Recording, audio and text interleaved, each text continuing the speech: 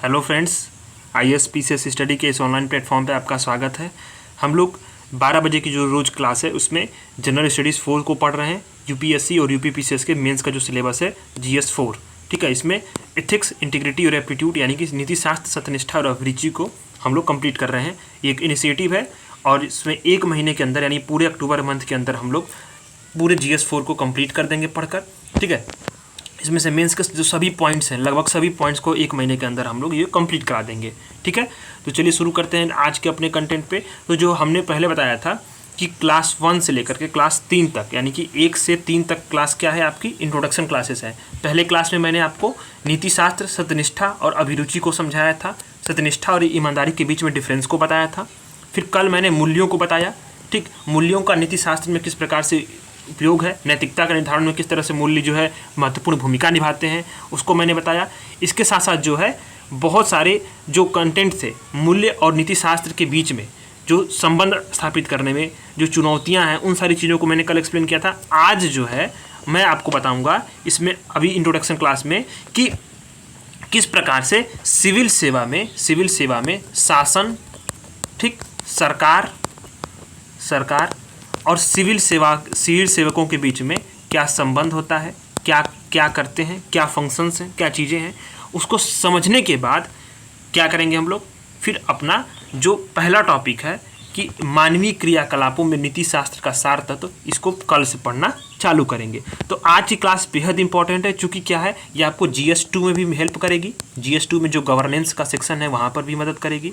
और सबसे बड़ी बात है कि सिविल सेवक है जो ये बुनियादी जो सेवा मूल्य हैं और नीति शास्त्र है, ये तमाम चीज़ें हैं, इसमें आपको हर एक टॉपिक्स का ओवरव्यू समझने में मदद करेगा। चूँकि क्या है कि ये पेपर किस लिए है, एक सिविल सेवक बनने के लिए है। तो सिविल सेवक के बारे में भी और उनको क्या करना चाहिए, क्या नहीं करना चाहिए, क्या बुनियादी मूल्य होने चाहिए, इन सभी चीज़ों के बारे में इसमें एक्सप्लेन किया गया है, ठीक है। तो चलिए शुरू करते हैं अपने कंटेंट को। तो अभी आते हैं, देखिए ये नोट्स है, हैंड रिटन नोट्स है, तो एकदम क्रिस्प, रिलेवेंट। और ये क्या है कि ये एक फ्लो चार्ट के रूप में मैंने इस नोट्स को कंप्लीट किया है, ताकि क्या है कि लोगों को समझ में आए, आसानी से रिवीजन हो सके और जो है बच्चों को जो आप लोग पढ़ रहे हैं इसमें अच्छे से इसको आप कंज्यूम करके आप अपने आंसर्स में लिख सकें। ये GS 2 और GS 4 दोनों के लिए मदद करेगा, ठीक है, मेंस में। अब आते हैं, मान लीजिए क्या है कि सरकार एक संस्था होती है जिसमें क्या है कि ये संगठनात्मक ढांचे होता है। वो ये इंगित करता है कि जिसके माध्यम से किसी राष्ट्र या समाज को शासित किया जाता है, ठीक है, शासित करते हैं सरकार के माध्यम से। ये एक संगठनात्मक ढांचा है जिसके माध्यम से क्या होगा, कोई राष्ट्र या समाज को शासित किया जाएगा। यानी क्या है, एक तंत्र है, ठीक है, ये एक तंत्र है। अब सरकार शासन करती है, ठीक, इसको हम हिंदी में गवर्नेंस बोलते हैं। GS 2 में यही चीज़ें पढ़नी है, GS 2 में गवर्नेंस पढ़ना है, ठीक है। उसको मैं अलग से पढ़ाऊँगा GS 2 जब पढ़ाऊँगा तब, ठीक है, नेक्स्ट मंथ में। तो सरकार के GS 2 में क्या होता है, GS 2 में हमको सरकार भी पढ़नी होती है। सरकार के जो किस प्रकार से उसके प्रारूप, मतलब उसका संरचना है, संगठन है, उसकी किस तरह सरकार चुनी जाती है, मतलब पूरा पॉलिटी पढ़ना होता है। और फिर कैसे शासन करती है वो गवर्नेंस भी GS 2 में पढ़ना होता है, ठीक है, GS 2 में पढ़ना होता है। लेकिन क्या है कि अब हम GS 4 को पढ़ रहे हैं, तो GS 4 को किस लिए पढ़ रहे हैं, क्योंकि यहाँ पे नीति शास्त्र, सत्यनिष्ठा और अभिरुचि जैसे विषय हैं। यहाँ पे सिविल सेवक को GS 4 बहुत इंपॉर्टेंट होता है उनके जीवन में। अब वो क्यों इंपॉर्टेंट होता है, क्योंकि क्या है कि सरकार जो है शासन करती है, तो उस शासन का जो नैतिक मार्गदर्शक होगा वह यही मूल्य होंगे, ठीक है। तो मुख्य चीज़ ये होता है कि शासन, अब कैसे कहेंगे, जैसे मान लीजिए कि अब जो सरकार एक संगठनात्मक ढांचा है और वो इंगित क्या करता है कि किसी राष्ट्र और समाज को किस प्रकार से शासित किया जाए। यानी ये क्या है, एक तंत्र है। अब यह तंत्र कैसा कार्य कर रहा है, यह कैसे कार्य करता है, इस पे डिपेंड करता है कि ये किस प्रकार से अकाउंटेबिलिटी है, वहाँ पे ट्रांसपेरेंसी है, डिलीवरी एंड फंक्शंस है, ठीक है, पारदर्शिता है, ठीक, जिस प्रकार से जवाबदेहिता है और सेवा प्रदान करने की और जो कार्यात्मक क्षमता है सरकार की, वह यह दर्शाती है कि कैसा कार्य कर रहा है। अगर अच्छा कर रहा है तो फिर हम क्या कहेंगे कि शासन अच्छा है, ठीक है। और यही चीज़ अगर बुरा होता तो कहेंगे कि शासन खराब है, ठीक है। अब समझ में आया कि ये फ्लो चार्ट क्या है। अब यही चीज़ है कि सरकार जो है अब क्या कर रही है, मिनिमम गवर्नमेंट और मैक्सिमम गवर्नमेंट की गवर्नेंस की तरफ जो है ये फोकस कर रही है, मोदी सरकार ने ये बार बार ये चीज़ बताई है, मिनिमम गवर्नेंस और मैक्सिमम गवर्नेंस क्यों कर रही है? क्योंकि तंत्र जितना छोटा होगा, ठीक है, उतनी ही अधिक responsibility, accountability, delivery and functions को करने में अच्छी मतलब उसमें एक रूपता आएगी, सामंजस्य होगा, और सबसे बड़ी बात है कि सहयोग भी होगा। और यही गवर्नेंस अगर अच्छा होगा तो फिर क्या होगा? लोग शासन जो है हमारा अच्छा होगा, और शासन अच्छा होगा तो ये गवर्नमेंट रिपीट करेगी, नहीं अच्छा होगा तो गवर्नमेंट क्या है, फिर दोबारा ये हट जाएगी, दूसरी गवर्नमेंट आएगी, ठीक है। तो ये एक जो है फ्लो चार्ट ऐसे राउंड राउंड चलता रहता है। ये मैंने इसलिए बताया, और सबका, और इन सब से सबके बीच में मैं ये क्यों बता रहा हूँ, इसका बताने का उद्देश्य एकमात्र है कि सबके बीच में जो एकमात्र टूल कॉमन है वो कौन सी है? ब्यूरोक्रेसी। ब्यूरोक्रेसी यानी कि सिविल सेवक, ब्यूरोक्रेसी यानी कि सिविल सेवा, सिविल सेवक जो है यानी जो अधिकारी हैं, ISPCS, IRS वगैरह जितने अधिकारी हैं, IFS, ये क्या करते हैं? अगर ये अच्छा काम करेंगे, ये अकाउंटेबल होंगे, ये ट्रांसपेरेंसी को मेंटेन करेंगे, डिलीवरी एंड फंक्शंस को जो सुनिश्चित करेंगे, तो शासन भी अच्छा चलेगा, प्रशासन भी अच्छा चलेगा, और लोग कहेंगे कि गवर्नेंस भी अच्छा होगा। तो इन सब गवर्नमेंट और गवर्नेंस के बीच में जो सबसे मुख्य बीच की कड़ी कौन सी है? वो है सिविल सेवा और सिविल सेवक, सेवा और सेवक यानी कि दोनों, ठीक। अब आता है कि सिविल सेवक, अब मेन चीज़ है कि अब आपने समझ लिया कि सरकार है, और सरकार क्या कर रही है? शासन कर रही है, गवर्नेंस, ठीक है। और उसके बीच की जो सबसे महत्वपूर्ण कड़ी है वो क्या है? सिविल सेवक। अब सिविल सेवक को क्या होना चाहिए, क्या करना चाहिए, पहली चीज़। दूसरी चीज़, क्या नहीं करना चाहिए और क्यों करना चाहिए, और अगर कुछ जो कमियां हैं तो उसका उपाय क्या है, वो चीज़ों को हम अब अच्छे से डिटेल में पढ़ेंगे। ये बहुत बेहतरीन कंटेंट है, इसको आप यूज कर सकते हैं हर जगह, निबंध में भी इस्तेमाल कर सकते हैं, GS2 में भी इस्तेमाल कर सकते हैं, GS4 में तो करेंगे ही, और किसी भी प्रकार के उत्तर आएगा तो आप यहाँ पे लिखने में सक्षम हो पाएंगे। तो सिविल सेवक को क्या होना चाहिए? सिविल सेवक को क्या होना चाहिए? सिविल सेवक को आधारभूत मूल्यों से युक्त होना चाहिए, बहुत इंपॉर्टेंट है। एक सिविल सेवक को आधारभूत मूल्यों से युक्त होना चाहिए, उसे सत्यनिष्ठा का पालन करना चाहिए। सत्यनिष्ठा का पालन मतलब ये उसके वचन, ठीक, विचार और कर्म, ये तीनों में क्या हो? एक रूपता हो, सामंजस्य हो, यानी कि वचन, विचार और कर्म तीनों एक हो, सत्यनिष्ठा वो पालन होगा, ठीक है।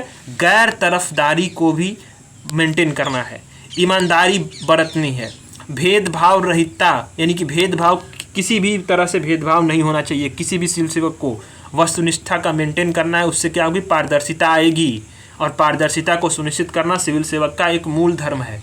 उसे जनता के प्रति समर्पण भाव रखना चाहिए, सिविल सेवक को जनता के प्रति समर्पण भाव रखना चाहिए, सिविल सेवक को सकारात्मक अभिवृत्ति को रखना है, ठीक।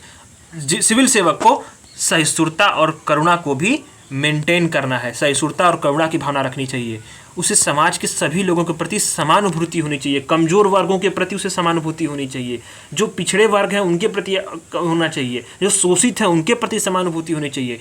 सिविल सेवक के अंदर एक भावनात्मक समझ भी होना चाहिए, भावनात्मक समझ होने से जनता की समस्याओं को और जो जनता की जो आवश्यकताएं हैं उसके बीच से अपने आप कनेक्ट कर पाने में वो मदद करेगी, ठीक है। और उससे विभिन्न जो अनेक जो परिस्थितियां ऐसी आती हैं जहां नियम और सिद्धांत फेल हो जाते हैं, वहां उसे अंतरात्मा की मदद भी लेनी चाहिए। ये क्या हो गए? सिविल सेवक के अंदर इसे ये मूलभूत गुण हो गए, ये मूलभूत गुण हो गए। क्या? आधारभूत मूल्यों से युक्त होना, सत्यनिष्ठा का पालन करना, गैर तरफदारी का पालन करना, ईमानदारी को मेंटेन करना, भेदभाव रहितता को सुनिश्चित करना, वास्तुनिष्ठा का होना, इससे पारदर्शिता आएगी, समर्पण भाव होना चाहिए, गरीबों के प्रति सकारात्मक अभिवृत्ति को उसे बनाए रखना है, सहिष्णुता और करुणा को मेंटेन करना है, समानुभूति होनी चाहिए, गरीब और शोषित वर्गों के प्रति भावनात्मक समझ सिविल सेवक को होनी ही चाहिए, और अंतरात्मा की मदद कब लेनी चाहिए? कठिन परिस्थितियों में लेनी चाहिए। ये क्या होना चाहिए? ये सिविल सेवक के मूलभूत गुण हैं। अब ये मैंने कंटेंट कहाँ से उठा लिया? अब आप आइए अपने अंदर ये सिलेबस को देखिए। अब सिलेबस को देखिए तो सिलेबस में क्या लिखा है? सिविल सेवा के लिए अभिरुचि और बुनियादी मूल्य, सत्यनिष्ठा होना चाहिए, भेदभाव रहिता होना चाहिए, गैर तरफदारी, निष्पक्षता, सार्वजनिक सेवा के प्रति समर्पण भाव, कमजोर वर्गों के प्रति समानुभूति, सहिष्णुता और संवेदना, भावनात्मक समझ होनी चाहिए। ठीक है, ये तो मैंने सारी चीज़ें यहीं से उठा ली। मतलब क्या है कि सिलेबस को आप याद करिए और सीधे सीधे उत्तर में भी उसको आप यही कीवर्ड्स को लिखिए, यही कीवर्ड्स आपको नंबर देंगे। अब ये क्या होना चाहिए सिविल सेवक को, ये आपने समझ लिया। अब उसे सिविल सेवक को क्या करना चाहिए, ठीक, करना क्या चाहिए वो चीज़ जानते हैं। तो पद और स्थिति के अनुसार सिविल सेवक को अपने कर्तव्यों का पालन करना चाहिए। जो उसकी पद होगी, जैसे मान लीजिए वो एसडीएम के रूप में तैनात है, ठीक है, तो एसडीएम के रूप में सब डिविजनल मजिस्ट्रेट के रूप में जो उसका कर्तव्य है, जो उसकी स्थितियां हैं, जो परिस्थितियों में वो कार्य कर रहा है, उसके अनुसार उसको अपने कर्तव्यों का पालन करना है। उसे अपने उत्तरदायित्वों का निर्वहन करना चाहिए। एक सिविल सेवक को जो उसके कार्य मिले हैं, उसका उत्तरदायित्व मिला है, उसको अपनी ईमानदारी पूर्वक उसका निर्वहन करना चाहिए। एक सिविल सेवक को नीति और योजनाओं का क्रियान्वयन करना चाहिए, उसको सुनिश्चित करना चाहिए। एक सिविल सेवक को लोक निधि का सदुपयोग करना चाहिए, उसे दुरुपयोग न हो ये सुनिश्चित करना किसकी जिम्मेदारी है? एक सिविल सेवक की ही जिम्मेदारी है लोक निधि का सदुपयोग करना। एक सिविल सेवक को गुणवत्तापूर्वक सेवा प्रदान करनी चाहिए। क्या, कौन सी सेवा? गुणवत्तापूर्वक, यानी कि वो क्या हो, उसमें गुणवत्ता हो, जो भी सेवाएं हों, ठीक है। एक सिविल सेवक को सकारात्मक कार्य संस्कृति को बढ़ावा देना चाहिए अपने दफ्तर में, अपने कार्यस्थल पे और अपने आसपास के जो भी हैं क्षेत्र हैं, जो लोग आते हैं उनसे मिलने जुलने के लिए, ठीक है, उसमें सकारात्मक कार्य संस्कृति हो, ताकि लोगों के बीच में जो सामंजस्य है, जो लोगों से जुड़ाव की भावना है, वो आपकी मजबूत होगी। एक सिविल सेवक को कोड ऑफ कंडक्ट के अनुसार क्या करना चाहिए? कार्य करना चाहिए। आप सिविल सेवक हैं, इसका मतलब मनमानी नहीं कर सकते। जो रील्स और मूवीज़ में आप देखते हैं कुछ भी बोल दे, नहीं। सिविल सेवा के लिए कोड ऑफ कंडक्ट्स हैं और उसके अनुसार ही उसे कार्य करने हैं। एक सिविल सेवक को नैतिक मूल्यों को प्रशासन में बढ़ावा देना चाहिए। ये बहुत इंपॉर्टेंट है। एक सिविल सेवक की जिम्मेदारी है कि जो नैतिक मूल्य हैं उसे प्रशासन में बढ़ावा देने चाहिए। कौन से नैतिक मूल्य हैं जो सिविल सेवक को? यही सारे मूल्य हैं: भेदभाव रहिता, वस्तुनिष्ठा, पारदर्शिता, समर्पण भाव, सकारात्मक अभिवृत्ति, समानुभूति, भावनात्मक समझ, सहिष्णुता, करुणा, ईमानदारी, ठीक है, गैर तरफदारी वगैरह, सत्यनिष्ठा वगैरह, यही सारी मूल्यों को प्रशासन में और अपने कर्मचारियों पर, अपने कार्यस्थल पे इसको बढ़ावा देना है।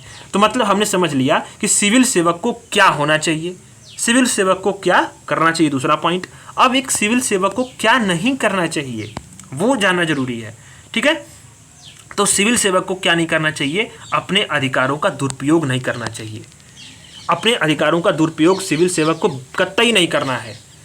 एक सिविल सेवक को अपने कर्तव्यों की अवहेलना भी बिल्कुल नहीं करनी है, ठीक है। और एक सिविल सेवक को भाई भतीजावाद भी नहीं करना है। मतलब कि भाई भतीजावाद की जो मतलब बढ़ावा नहीं देना है, यानी कि अब पद आप आ गए, आपके पास पावर है तो आप भाई भतीजावाद को बढ़ावा दीजिए, ऐसा बिल्कुल नहीं हो सकता। एक सिविल सेवक को पक्षपात नहीं करना है, यानी उसे निष्पक्षता मेंटेन करनी है, भेदभाव रहिता को मेंटेन करना है। एक सिविल सेवक को सार्वजनिक हित के स्थान पर व्यक्तिगत हित को बढ़ावा नहीं देना है। ये सबसे महत्वपूर्ण लाइन है, सार्वजनिक हित के स्थान पर व्यक्तिगत हित को बढ़ावा नहीं देना है। एक सिविल सेवक को लोक निधि का दुरुपयोग भी नहीं करना है। ये बहुत इंपॉर्टेंट चीज है, लोक निधि का दुरुपयोग नहीं करना है। एक सिविल सेवक को किसी भी तरफ की तरफदारी नहीं करनी है, यानी कि निष्पक्षता को मेंटेन करना है, भेदभाव रहिता को मेंटेन करना है, ठीक है। अब क्या है, एक सिविल सेवक को भेदभाव नहीं करना चाहिए। एक सिविल सेवक को विवेकाधीन अधिकारों का दुरुपयोग नहीं करना चाहिए। एक सिविल सेवक के पास बहुत सारे विवेकाधीन अधिकार होते हैं, तो उन अधिकारों का दुरुपयोग नहीं करना है। एक सिविल सेवक को भ्रष्टाचार को बढ़ावा नहीं देना है, लाल फीताशाही को बढ़ावा नहीं देना है, और ठीक है, ट्रांसपेरेंसी, अकाउंटेबिलिटी और जो डिलीवरी एंड फंक्शन है उसको मेंटेन करना है। और एक सिविल सेवक को संवैधानिक प्रश्नों की भी अवहेलना नहीं करनी है, संवैधानिकता को मेंटेन करना है, ठीक है, कोड ऑफ कंडक्ट के अनुसार कार्य करना है। अब एक इस सिविल सेवक को इतने सारे कार्य क्यों करने चाहिए? सवाल तो उठता है कि भाई सिविल सेवक में है तो इतना सारा उसके ऊपर रिस्पॉन्सिबिलिटी आ रही है, क्या करना है, क्या नहीं करना है, क्यों करना है। तो इसलिए सवाल उठता है कि इसको क्यों करना चाहिए। तो इसलिए करना चाहिए क्योंकि भारत की संचित निधि से क्या होता है, उसके ऊपर सारे खर्च होते हैं। वो क्या है, लोक ऋणी हैं, यानी जनता के कर्जदार हैं, इसलिए उन्हें जनता के हित में कार्य करना चाहिए। जितने सारे गाड़ी बंगला जो सुविधाएं सरकार देती हैं, क्यों देती हैं? इन्हीं लिए देती हैं कि वो जनता के हित में अच्छे से कार्य कर सकें, उन्हें कोई दिक्कत ना हो। दूसरी चीज क्या है, क्यों करनी चाहिए कि सुशासन की स्थापना के लिए उन्हें सिविल सेवक को ऐसा कार्य करना बहुत जरूरी है।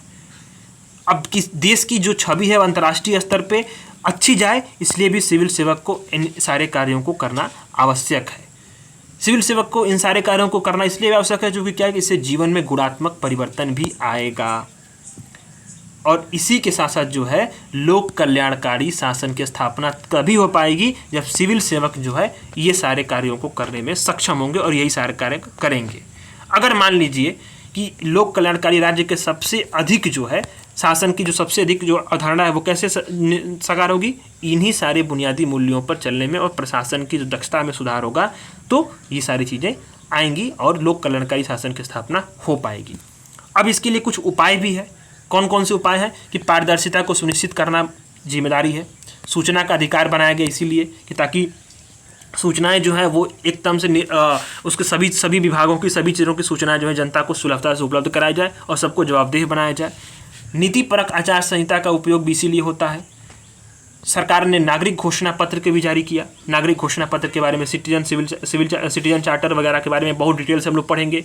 ठीक, कार्य संस्कृति को सरकार सुधारने पर जोर दे रही है और इस सरकार ने विधि, नियम, विनियमन और नैतिक मूल्यों का सुदृढ़ीकरण किया है।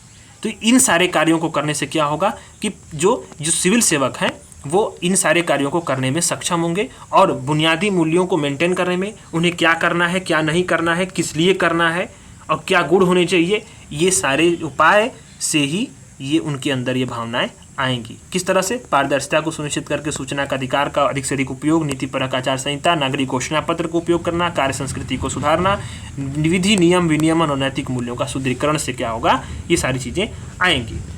अब वर्तमान की सरकार क्या कर रही है? वर्तमान की जो मोदी सरकार है वो 3 चीज़ों पर फोकस कर रही है। सरकार ने सीधे बोल दिया कि आपको परफॉर्मेंस अगर आपकी बेहतर होगी, अगर आपकी परफॉर्मेंस बेहतर होगी तभी आपको पेमेंट मिलेगा, प्रमोशन मिलेगा और पेंशन भी मिलेगा, नहीं तो आप जबरन रिटायर किए जाएंगे। जबरन रिटायर, सरकार ने जबरन रिटायर बहुत सारे कर्मचारियों को किया है जो एक सरकार के लिए बोझ बने हुए थे, लाल फीताशाही को बढ़ावा दे रहे थे, कांस्य संस्कृति को बिगाड़ रहे थे और वो कोई भी उनका परफॉर्मेंस लगभग नेगेटिव या 0 था। तो सरकार सीधे सीधे स्पष्ट अब बोल रही है कि पेमेंट, प्रमोशन और पेंशन 3 P तभी कब होगा, जब परफॉर्मेंस यानी परफॉर्मेंस वाला P आपका सही रहेगा, तभी ये चीज़ें मिलेंगी। ठीक है, तो ये चीज़ें हैं, आप समझ गए। तो मतलब एक हमने ये क्लास में क्या देखा कि सरकार और शासन के बीच की धुरी कौन सी है? सिविल सेवा है। और सिविल सेवा किससे होती है? उसमें सिविल सेवक होते हैं। और सिविल सेवक को क्या होना चाहिए, ये सारे मूल्यों को आप, कीवर्ड्स को आप देख लिए। क्या करना चाहिए, एकदम टू द पॉइंट में आपने लिख लिया। क्या नहीं करना चाहिए वो आपने देख लिया। क्यों करना चाहिए ये आपने देख लिया। क्या उपाय है इसके लिए सरकार के द्वारा, ये देख लिया। और परफॉर्मेंस, पेमेंट एंड प्रमोशन की, पेंशन के बीच का रिलेशन को भी देख लिया। तो इतना क्रिस्प और रिलेवेंट कंटेंट कहीं 1-1 घंटे, 1.5 घंटे और 1.5 लाख की कोचिंग में नहीं मिलेगा। ठीक है, तो ये आपको कैसा लगा, फीडबैक आप जरूर दीजिएगा क्लास को। कल से हम लोग अपना जो ये वाले पहला टॉपिक है, मानवीय क्रियाकलापों में नीति शास्त्र का सार तत्व, यहाँ से शुरू करेंगे और जल्दी से सारे सिलेबस के पॉइंट्स को लगभग इसी महीने में ख़त्म करके अपना GS4 को कंप्लीट कर देंगे। इसके बाद सिर्फ आपको आंसर राइटिंग करनी रहेगी। तो क्लास कैसी लग रही है आपको, नोट्स कैसा है, क्या सुधार करने चाहिए और क्या अच्छा है, आप फीडबैक जरूर दीजिए, कमेंट करिए, चैनल को सब्सक्राइब करिए। इनिशिएटिव बहुत अच्छी है और इसको आप सपोर्ट करेंगे तो हम लोग जरूर इसको पूरे 4 महीने के अंदर चारों GS को कंप्लीट करा देंगे। धन्यवाद।